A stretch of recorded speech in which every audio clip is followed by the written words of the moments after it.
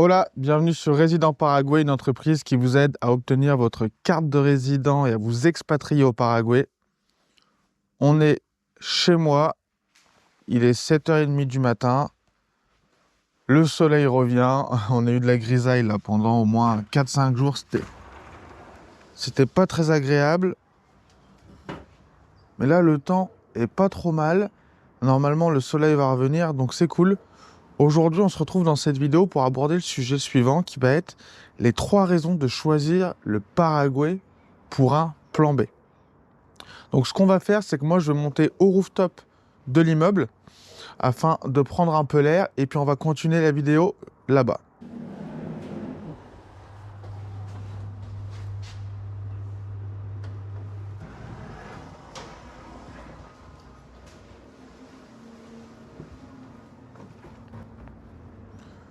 Nous voilà sur le rooftop de l'immeuble. On est dans le quartier Ikuasati.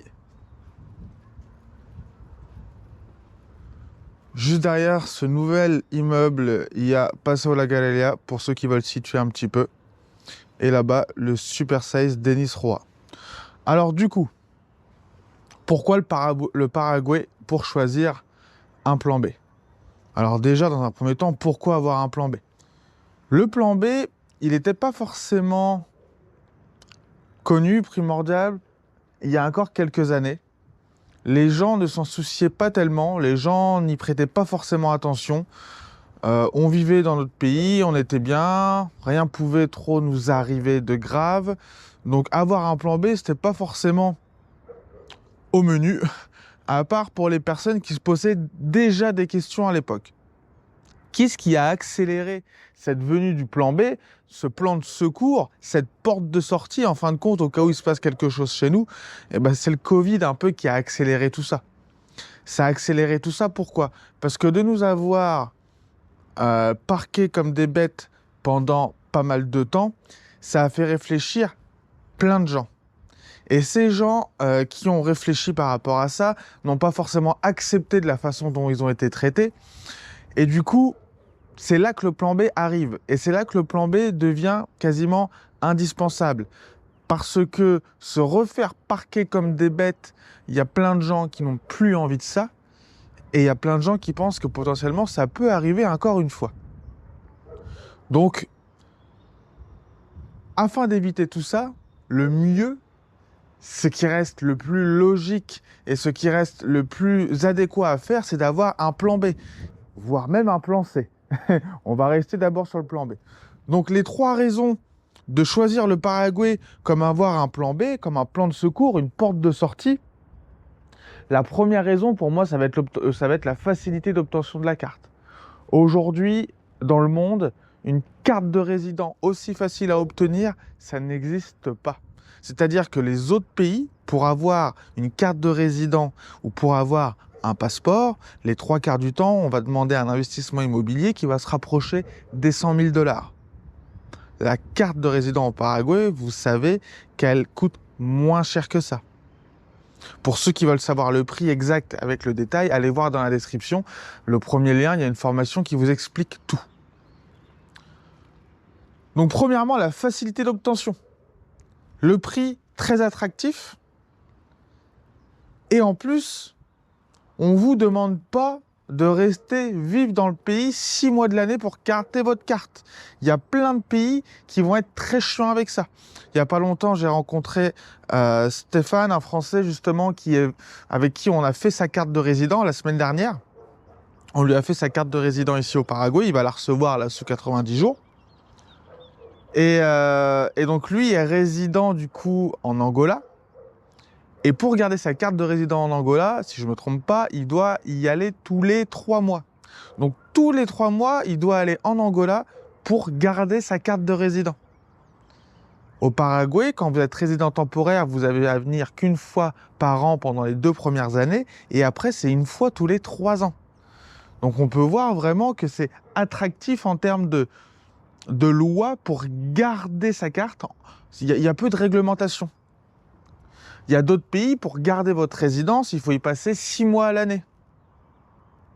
Etc., etc. Donc, on a un prix qui est très attractif. on peut, voilà, sans trop vider le compte en banque, obtenir une carte de résident. On n'a pas besoin d'y vivre, on n'a pas besoin d'y rester, on n'a pas besoin d'y passer tous les mois pour garder cette carte. C'était le deuxième point. Et le troisième point, c'est sa localisation stratégique. Le Paraguay est localisé en plein cœur de l'Amérique latine. Stratégiquement parlant, c'est un gros point positif. Premièrement, on est loin de l'Europe. Aujourd'hui, être entre les États-Unis et la Russie, c'est pas forcément le meilleur à faire.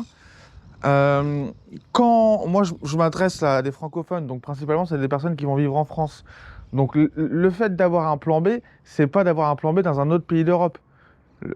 Quand on veut un plan B, c'est sur un autre continent. Que ça soit en Australie, en Amérique, en Afrique. D'accord? Donc stratégiquement parlant, ça coche la case. On est sur un autre continent. Parfait. Le Paraguay est en plein cœur d'Amérique latine. Le Paraguay regorge d'eau.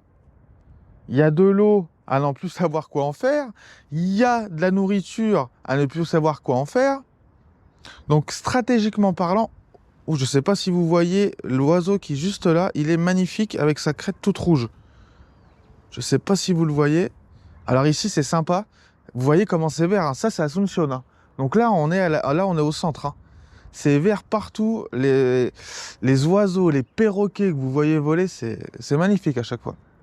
Enfin bref, stratégiquement parlant, c'est super. Comme je vous ai dit, il y a plein d'eau, il y a plein de nourriture. On est dans un pays qui est assez libre. On nous laisse faire ce qu'on a envie de faire. On n'est pas sur nos côtes sans arrêt. Donc, en niveau de vie et de ressources, on est au top. Et il y a plein de pays qui sont au courant de ça, que le Paraguay est un pays stratégique dans le monde. Alors, je vous mettrai une petite carte à l'écran. Il faut savoir que si demain, il y a une bombe nucléaire qui nous tombe sur la gueule, il y a quelques pays qui vont être les moins touchés. Dans ces pays-là, si je ne me trompe pas, il y a l'Australie et il y a aussi le Paraguay. Quand vous voyez la taille de l'ambassade des États-Unis ici à Asunción, d'ailleurs pour en revenir à Stéphane, c'est Stéphane qui m'en parlait, moi je n'étais même pas au courant. Stéphane, pendant qu'on faisait sa carte de résident, me dit mais est-ce que tu as vu la taille de l'ambassade des États-Unis ici à Asunción au Paraguay? Je dis bah non, il me dit va voir. On a regardé sur la map, l'ambassade est énorme. C'est une des plus grosses ambassades au monde et elle est installée au Paraguay. Donc pourquoi est-ce que les États-Unis ont une ambassade de cette taille? Apparemment, il y a 4 étages souterrains dans cette ambassade. Enfin, c'est quelque chose de fou. Allez voir sur Google Maps, vous mettez Embassy of the United States et vous mettez vue d'en haut là. Vous allez voir, l'ambassade, elle est juste énorme. Enfin bref, voici les 3 points qui font que pour moi, le Paraguay est le plan B parfait pour les francophones, pour les Européens qui veulent avoir un plan de secours, une porte de sortie. Sur ce, moi je vous laisse. On se dit à bientôt. Si ça vous intéresse d'obtenir votre carte de résident ici au Paraguay, n'hésitez pas à aller voir dans la description. On se dit à bientôt. Ciao!